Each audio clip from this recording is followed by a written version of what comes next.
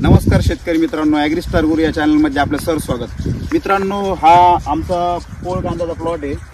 तर तुम्ही बघू शकता हा प्लॉट जवळपास 1 सप्टेंबर या दिवशी आम्ही या कांद्याची लागण केली होती।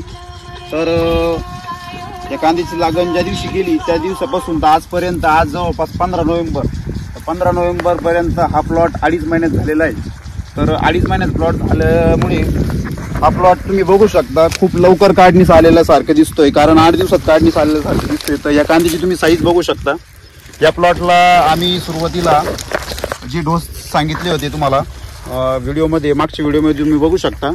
तर ते डोस आणि औषध फवारणी याची संपूर्ण माहिती मी या व्हिडिओमध्ये दिलेली आहे अगोदरच्या।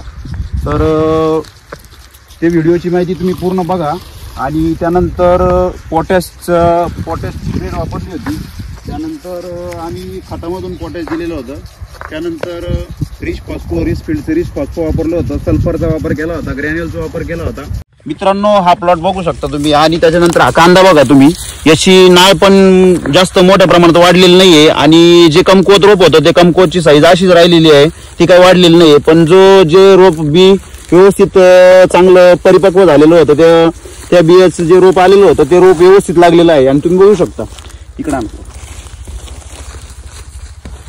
अतिशय सुंदर आणि व्यवस्थित पद्धतीने हा प्लॉट झालेला आहे। आणि 2.5 महिन्याच्या मानाने प्लॉट एकदम आणि कांदे पण चांगली झालेली आहे।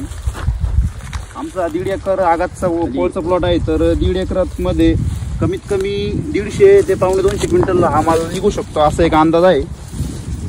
तर आणि लागण सुद्धा व्यवस्थित पद्धतीने झालेली आहे, जास्त प्रमाणात पातळ पण नाही आणि जास्त प्रमाणात दाट पण नाही त्यानुसार। आणि ज्या प्रमाणात पाऊस झालेली होती सुरुवातीला मी तुम्हाला सांगितलं होतं, जास्त प्रमाणात वाफेमध्ये पाणी तुंबलेले होते। तर पाण्याचा निचरा केल्यानंतर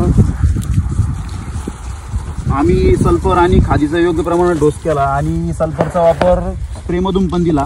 तर तुम्ही बघू शकता आज 2.5 महिन्याचा प्लॉट झालेला आहे।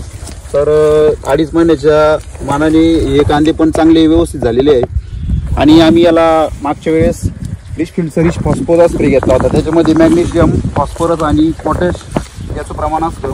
तर त्याचा वापर केलेला आहे, तर त्याचा रिझल्ट पण आम्हाला छान पद्धतीने आलेला आहे। तर तुम्ही बघू शकता आता आम्ही याला 13-0-45 आणि रिच पोटॅश याचा स्प्रे करणार आहे।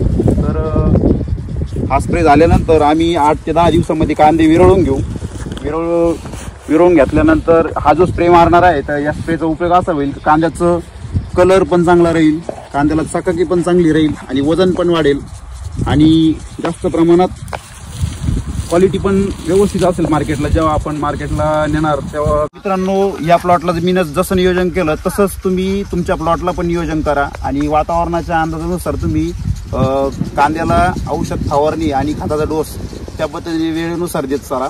सगळ्यात महत्त्वाचं म्हणजे पाण्याचं नियोजन पण व्यवस्थित करत चाला, कारण जर जमिनीला जर पाण्याची गरज असली तरच पाण्याची गरज द्या, तर अन्यथा जास्त प्रमाणात पाणी पण देऊ नका। आणि तुम्ही पण तुमचा प्लॉट चांगल्या पद्धतीने आणू शकता आणि क्वालिटी, वजन आणि जास्तीत जास्त प्रमाणात चांगल्या प्रमाणात तुम्ही मार्केटमध्ये कांदे चांगल्या भावाने विकू शकता। आणि ह्या प्लॉटची मी ज्या पद्धतीने निगा राखली त्या पद्धतीने पण तुम्ही चांगल्या पद्धतीने तुमच्या प्लॉटची निगा राखा।